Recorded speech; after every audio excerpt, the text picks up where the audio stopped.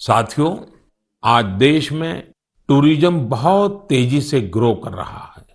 हमारे ये प्राकृतिक संसाधन हो, नदियां, पहाड़, तालाब या फिर हमारे तीर्थ स्थल हो, उन्हें साफ रखना बहुत जरूरी है।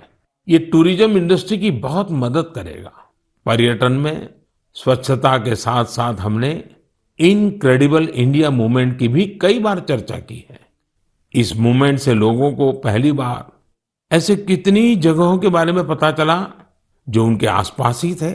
मैं हमेशा ही कहता हूं कि हमें विदेशों में टूरिज्म पर जाने से पहले हमारे देश के कम से कम 15 टूरिस्ट डेस्टिनेशन पर जरूर जाना चाहिए। और यह डेस्टिनेशन जिस राज्य में आप रहते हैं वहां के नहीं होने चाहिए, आपके राज्य से बाहर किसी अन्य राज्य के होने चाहिए। ऐसे ही हमने स्वच्छ सियाचिन, सिंगल यूज प्लास्टिक और ई वेस्ट जैसे गंभीर विषयों पर भी लगातार बात की है। आज पूरी दुनिया पर्यावरण के जिस इशू को लेकर इतना परेशान है, उसके समाधान में मन की बात का ये प्रयास बहुत अहम है। साथियों, मन की बात को लेकर मुझे इस बार एक और खास संदेश यूनेस्को की डीजी ऑद्रे ऑजुले का आया है। उन्होंने सभी देशवासियों को 100 एपिसोड के इस शानदार जर्नी के लिए शुभकामनाएं दी हैं। साथ ही उन्होंने कुछ सवाल भी पूछे हैं। आइए पहले यूनेस्को की डीजी के मन की बात सुनते हैं। Namaste, Excellency, dear Prime Minister. On behalf of UNESCO, I thank you for this opportunity to be part of the 100th episode of the Man Ki Baat radio broadcast. UNESCO and India have a long common history. We have very strong partnerships together in all areas of our mandate: education, science, culture, and information.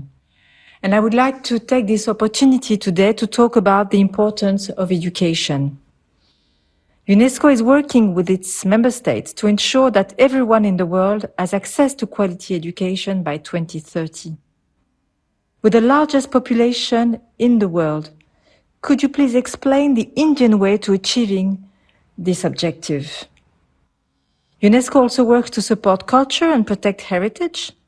And India is chairing the G20 this year.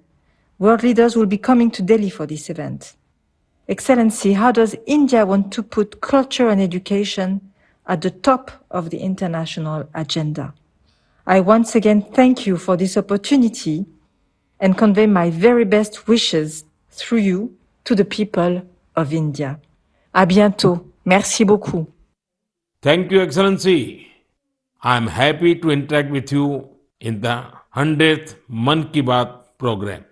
I'm also happy that you have raised the important issues of education and culture.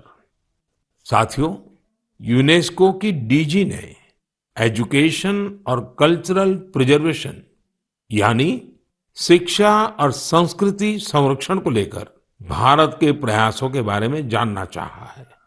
ये दोनों ही विषय मन की बात के पसंदीदा विषय रहे हैं।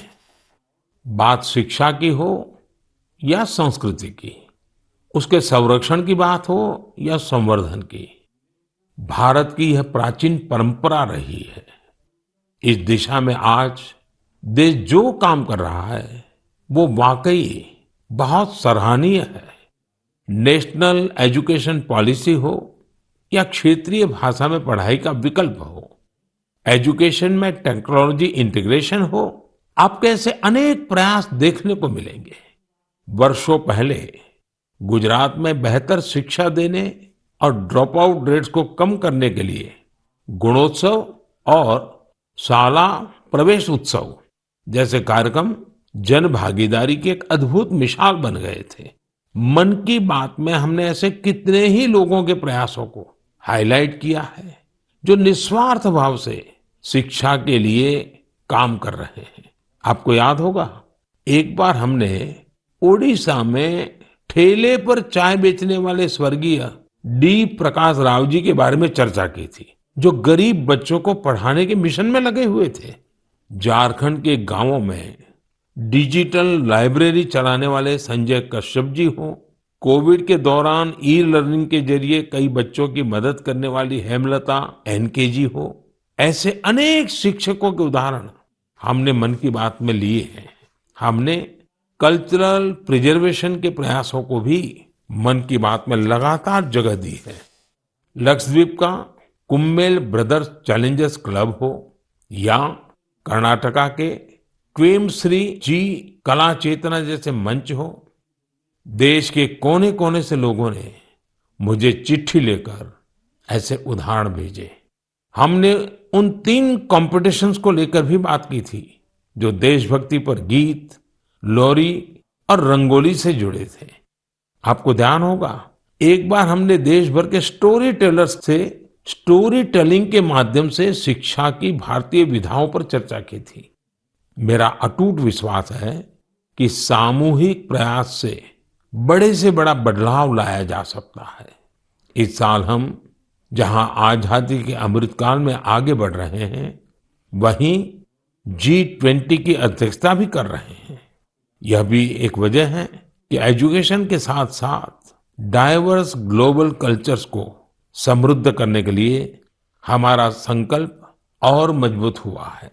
जैसे ही घड़ी का काटा दोपहर 2:30 पे आए, बबीता जी का दिल सास बहू साजिश के लिए मचल जाए।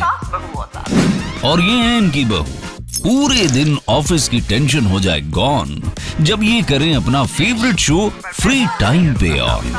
इनकी तरह आप भी देखिए अपना फेवरेट शो अपने टाइम पर और डाउनलोड कीजिए एबीपी लाइव ऐप अपने स्मार्ट टीवी पर।